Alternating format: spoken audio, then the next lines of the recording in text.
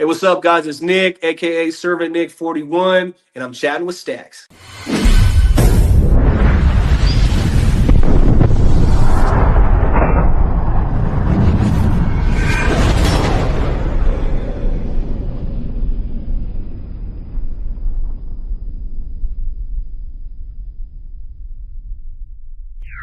Welcome to this episode of Chatting with Staxx. I'm your host, Bill Staxx, and today I got Nick. And my buddy actually went down there. My buddy hit him, and he starts chasing my buddy down the hall. So I grabbed him, like, man, get back in your cell.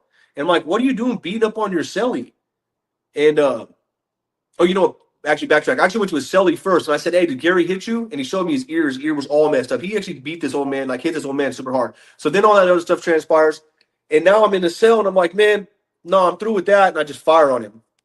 And next thing I'm beating him up, and I'm like, okay, it's done. Well, I go across the hall, and all the doors are open, and it's a hallway. So everyone, there's two cells looking at each other, then two cells looking at each other, two cells looking at each other. We're in the very last cells. And then my buddy Nick was over there. And I go over there, he's like, man, you need to let all these youngsters handle that. And I'm like, nah, man, I think it's over with. Well, here come all the youngsters trying to prove themselves too, and it's just a wreck, dude. So this dude ended up getting jumped by, like, I think 4 people, 5 people separately.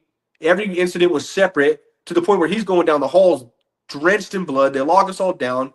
They actually ended up telling us that he died for like a week. I was sitting in the whole thing, and this dude died. I'm like, well, did that. That was freaking dumb. And he ends up living, thankfully, thank God. But he was on ICU for a bunch of days, had to get like his face reconstructed. And so at this point, they're like, yeah, you're out of here, dude. You're going to max prison. And next thing you know, they sent me to Ely Max Prison in Nevada, which is like the most maximum prison we have out there. And is that a whole different experience when you walk into there? Oh, man, yeah. So, the crazy thing about Ely is you pull up to Ely and you feel it. You could feel Ely before you even get in those gates. You could feel the presence of something evil in that prison. I mean, there's murders and murders and murders over there. It's just, it was so crazy to feel that feeling. So you pull up and you go in, and just the outside looks crazy. The whole prison is just insane. So you go in there, and they put me in a holding cell overnight, and they offered for me to go to this treatment and get on like psych medication and try to stabilize my emotions, and I could do this treatment in the unit that I'm in in a holding cell in overnight. And so I was thinking about it. I'm like, yeah, I could do that. And then because I could stay out of trouble, I just went through the emotions for a week thinking that dude died. So I'm kind of like, maybe I should do this a different way. Maybe I should get my life together right now. And so they ended up moving me to out of that. I was just there overnight, go to a normal unit, the skinhead unit, and I go over there, and I just get lost in the sauce, dude. It's like all my, I'm starting making all these friends, all these skinhead friends, and the gang on the tier. I'm like, oh man, I just want to be part of this. I want to be part of this whole thing that's going on. I want to move up. I want to be a bigger part of it, and so now I'm just maneuvering around, and the biggest thing about prison is you're trying to make a name for yourself constantly. You're constantly trying to prove yourself. You want people to hear your name and fear your name. And so I'm ready at all times to put in whatever work, whatever has to be done, I'm willing to do. And thankfully, there wasn't that much that had to be done because we had the tiers pretty locked in. But I was always in front, like, okay, what can we do? What can we do? And they take care of their own people, right? Like something happens. Man, you would think that. And I can't speak for every gang in every state.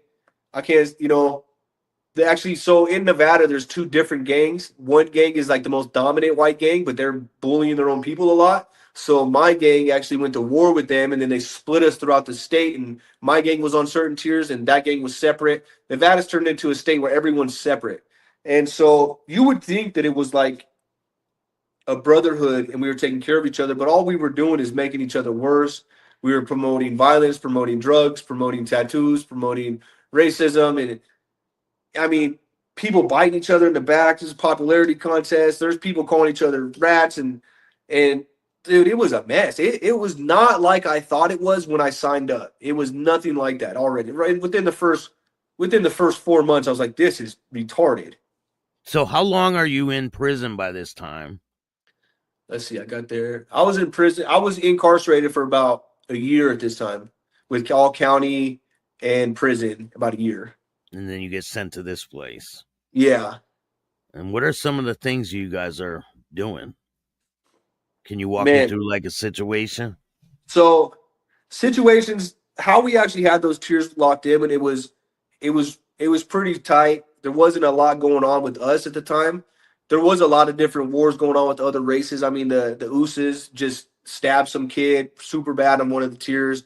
Um, the Southsiders are constantly killing people. You know, they're vicious. And um, you know, us at the time, there wasn't a lot. We were more so just structuring around the ideology and helping each other grow in the belief system. And it was a whole lot of study, know your culture, know what you're talking about, learn the belief system, learn what you're talking about. And so, and drinking, and really we didn't have a lot going on at first, but going forward, I remember there was one time where this the guy that was above me, the guy that actually picked me up, someone was calling him a rat.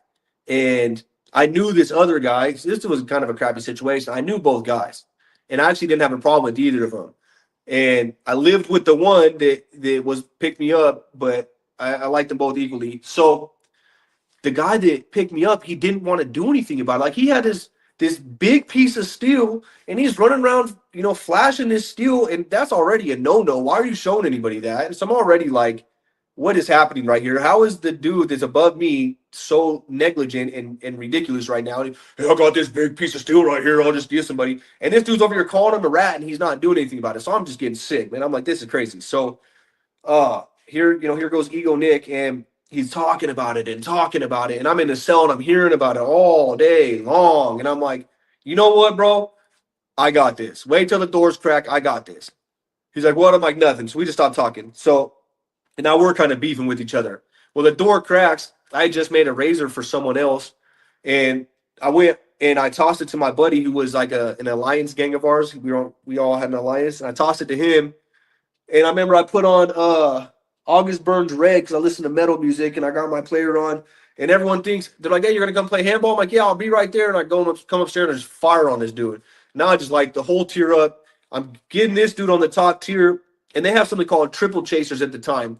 And it's these grenades that get shot out of this 40 millimeter gun and it blows up into 3 grenades. And then it just fills the room with tear gas. And this is what's crazy. So I get this dude about 10 feet from his cell. But when I hit him the first time, he goes back to right in front of his cell. So now I got him right in front of me, and I'm on the rail, and I'm just going in on him. Well, they're trying to shoot me, and they shot one of these grenades into his cell where his cellie was and shut the door on him. So, so his cellie's in there getting gassed out, locked in a box, and this guy's out here getting beat up, and so now they're shooting, and so now here comes my cellie who had been being called a rat the whole time. He comes up, and now he's jumping him, and so we go downstairs, and now we're just moving around the tier. Everyone's laid out, and there's so much smoke, and we're getting sprayed with pepper spray, OC spray it's called, because we're right by the bubble now. In this prison, the cops all hide in the bubble. They don't ever come on the tier when there's inmates out. So they got the windows open to the bubble, and they're spraying us, and we're just going around. We ended up stopping, and we're like, okay, the dude's done. So we ended up going out. But dude, it was so crazy to see. You know, I think that was a big motivating force to like fuel that fire. It's called laying down the tier, and I was like, that was tight. I want to continue doing more of that because that felt like the adrenaline rush, the people talking about me all the time, the ego getting fed. I felt like a super big dog at the time. Because now your name's starting to ring bells. Yo, this dude just smashed this guy on the tier, right? Yeah, exactly. Now, do you start getting tattoos immediately? Like, when does this start to transpire? Yeah. Oh, man, the dang tattoos, man. I wish that it didn't happen. You know, growing up and being in tattoo shops and seeing tattoos, I think I got my first tattoo at 14. And man, you know, I tell people nowadays, if you get a tattoo right now, in 10 years, you're not going to think that same thing about the tattoo because as you grow, you change. And regardless of if you're growing with God or you're just growing in the world, if you're not changing in 10 years, there's something wrong with you. If your mind's not elevating and changing, right? So, you know, I'm getting all these tattoos and I'm really big. So they tell you to study, but I'm really big on studying things. I love to study stuff. I love to know what I'm talking about. And if I'm going to claim to be something, believe in something, promote something, I'm going to put in my time and my effort to know what I'm talking about. And so I'm constantly studying. I'm getting like all the, you know, the truth behind what tattoos are, what this actually means outside of the prison, you know, setup of how they've distorted a lot of the tattoos and changed them or changed the meaning or changed how you get them. what did Hitler mean when he, wanted to apply the swastika? Where did the swastika idea come from? Why did he adopt that? Was Hitler a Christian? Was he a Wodenist, a pagan, because of the two Sweetle runes that make the SS bolts, or the swastika's a sun wheel? So I'm seeing all these different real valid reasons as to why Hitler applied these things at the time. So I started getting tattooed immediately. And what's crazy is I did my whole, you can't see all of it because of the beard, thankfully, but this was one of the first things I did. And it says OI, some skinhead stuff, ACAB, and 88, and then bolts, and then crucified by society. And my motto behind all this was I wanted everyone to look at me and know exactly what I was on the second they see me. There's no questions as to what that dude believes in. It's all over it, right? Yeah. And then now looking back, I'm like, dude, now everybody looks at me and thinks that I'm on something I'm not. So you're covered now. You're just covered. Covered, dude. But now you're covering them up, right? Yeah, covered and now covering them up. And dude, I don't know if you saw that video on my TikTok before my TikTok just got banned. I did my whole sleeve black, right? Yeah. Dude, oh my gosh. Like why did it get banned? Man. So I've been battling TikTok for a long time since I started. I actually don't like social media at all. I can't stand it. And so I get out of prison and I'm trying to get into these churches and I actually had a couple opportunities to preach and share testimonies, but I'm trying to get how can I be used by God to help people and bring people to him? And I want to put my story out there. And so I go to my wife and I'm like, I don't know what to do. Maybe TikTok's the answer. And so she knew a lot about it. She likes these social media things. She's like, okay. So she helps me set it up. We set it up and I'm not really getting a lot of traction. And then I'm in my laundry room set up with my camera and I'm recording some videos one time and I felt God push me to take the shirt off and really just show people like the severity of what I'm talking about, what I'm coming from.